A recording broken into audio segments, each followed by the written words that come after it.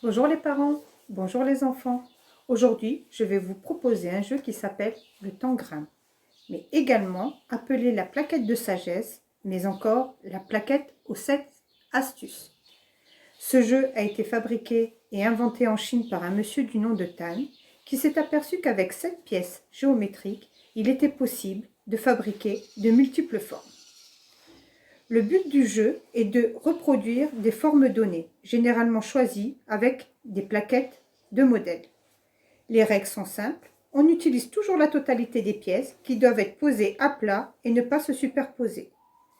Les modèles sont très nombreux. On en répertorie jusqu'à aujourd'hui à peu près 2000, dont certaines sont extrêmement difficiles. Ce jeu a un rapport avec les mathématiques, la géométrie, la logico-mathématique.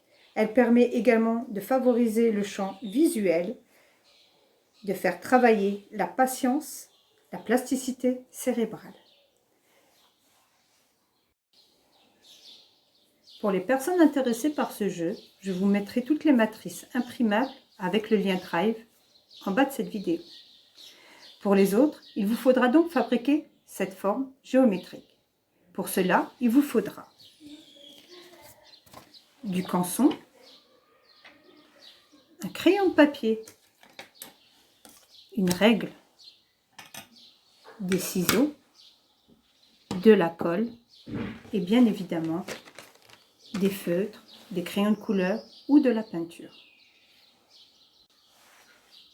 Une fois que vous aurez reproduit vos formes géométriques comme celle-ci, il vous faudra donc les colorier afin de pouvoir obtenir des couleurs différentes. Je vous invite à respecter ce code couleur suivant, tout simplement pour faciliter la tâche à votre enfant lors du montage de quelques figures que je vais vous proposer. Ce seront toujours les mêmes formes, avec toujours les mêmes couleurs. Il vous faudra donc découper vos formes géométriques. Les coller sur une feuille canson ou sur un carton. Pensez à bien étaler la colle partout, puisque vous allez être dans l'obligation de découper par la suite les figures. Une fois que vous avez bien collé vos formes sur votre canson, laissez un petit peu sécher et maintenant nous allons procéder au découpage des formes géométriques.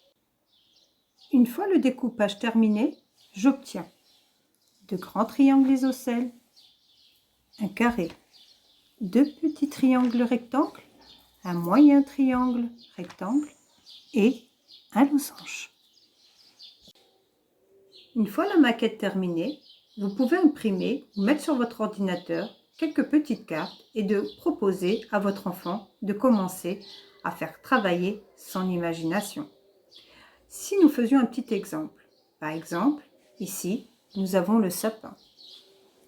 Comment fabriquer mon sapin? J'aurai donc besoin de mon carré, des deux grands triangles isocèles, des petits triangles rectangles, le moyen triangle rectangle et le losange. Passons à l'application. Vous avez bien mémorisé l'image? Vous l'avez bien regardée? Allons-y. Voilà, j'ai fabriqué le mien. À vous maintenant. Passez un bon moment avec vos enfants et bonne fabrication à vous tous.